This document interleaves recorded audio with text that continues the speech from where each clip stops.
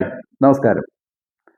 Calvary മലയിലേക്ക് കുരിശും താങ്ങിക്കൊണ്ടുപോകുന്ന ക്രിസ്തുനാഥനെ വഴിയരികിൽ വെച്ച് ആശ്വസിപ്പിക്കുവാനായിട്ട് ശ്രമിക്കുന്ന കുറച്ച് സ്ത്രീകളെ കാണുന്നുണ്ട്. അവർ ക്രിസ്തുവിന്റെ ആ ഒരു പരിതാപകരമായിട്ടുള്ള സങ്കടകരമായിട്ടുള്ള അവസ്ഥ കണ്ട് വാവിട്ട് കരയുമ്പോൾ ക്രിസ്തു പറയുന്നുണ്ട്, എന്നെ ഓർത്ത് നിങ്ങൾ വിലപിക്കണ്ട, നിങ്ങളെയും നിങ്ങളുടെ മക്കളെയും ഓർത്ത് നിങ്ങൾ കരയുക. പ്രിയമുള്ളവരെ, ഇന്ന് നമ്മൾ നമ്മുടെ മക്കളെ ഓർത്ത് വിലപിക്കുകയാണ്. മാതാപിതാക്കൾക്ക് പോലും മക്കളെ ശാസിക്കുവാൻ സാധിക്കാത്ത രീതിയിൽ ഭയപ്പാടോടുകൂടിയാണ് അവർ ജീവിക്കുന്നത്.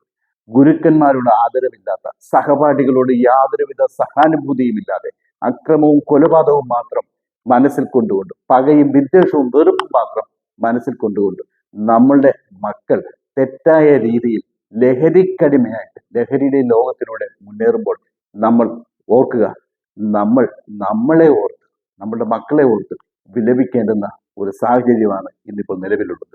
എന്തുകൊണ്ടാണ് ഇങ്ങനെ സംഭവിച്ചത്? മറ്റുള്ളവരിലേക്ക് വിരൽ ചൂണ്ടുന്നതിന് മുമ്പ് നമ്മളിലേക്ക് തന്നെ ഒന്ന് നോക്കാം.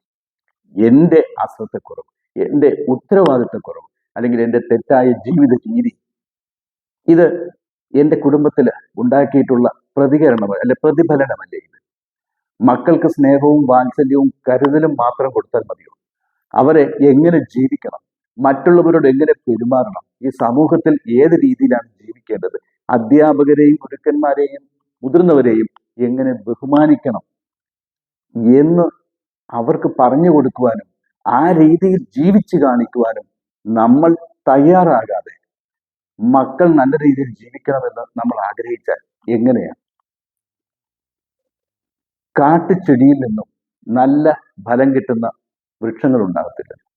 അതുകൊണ്ട് കുടുംബത്തിൽ സമാധാനവും സന്തോഷവും നിലനിർത്തുവാനായിട്ട് മാതാപിതാക്കൾക്ക് ഉത്തരവാദിത്വമുണ്ട്. നിങ്ങൾ തമ്മിലുള്ള പരസ്പര സ്നേഹവും വിശ്വാസവും അതോടൊപ്പം തന്നെ ആദരവോടുള്ള സംസാരവും കണ്ടുകൊണ്ട് വളരുന്ന മക്കൾ വഴിതെറ്റുവാനുള്ള സാധ്യത വളരെ വളരെ വളരെ കുറവാണ്. മക്കളെ മനസ്സിലാക്കാനും അവരെ കേൾക്കുവാനും നമ്മൾക്ക് സമയം ഉണ്ടാകണം. ഈ ലോകം മുഴുവനും നമുക്ക് നന്നാക്കുവാനായിട്ട് സാധിക്കത്തില്ല, നമ്മുടെ രാജ്യവും നന്നാക്കുവാനായിട്ട് സാധിക്കത്തില്ല, സംസ്ഥാനമോ ജില്ലയോ അല്ലെങ്കിൽ നാട് പോലും നമുക്ക് നന്നാക്കുവാനായിട്ട് സാധിക്കത്തില്ല. ആകെ നമുക്ക് നന്നാക്കുവാൻ സാധിക്കുന്നത്, ആകെ നമുക്ക് കറക്റ്റ് ചെയ്യുവാൻ സാധിക്കുന്നത് നമ്മളെ മാത്രമാണ്. അതുകൊണ്ട് നമ്മളുടെ ജീവിത രീതി അത് നമ്മളൊന്ന് ക്രമപ്പെടുത്തുകയാണെങ്കിൽ, അത് സ്നേഹം കൊണ്ട് നിറയ്ക്കുകയാണെങ്കിൽ, ആദരവോടും എളിമയോടും വിനയത്തോടുമുള്ള പെരുമാറ്റവും സംസാരവുമാണെങ്കിൽ തീർച്ചയായിട്ടും നമ്മളുടെ മക്കളും നല്ല രീതിയിൽ വളരും.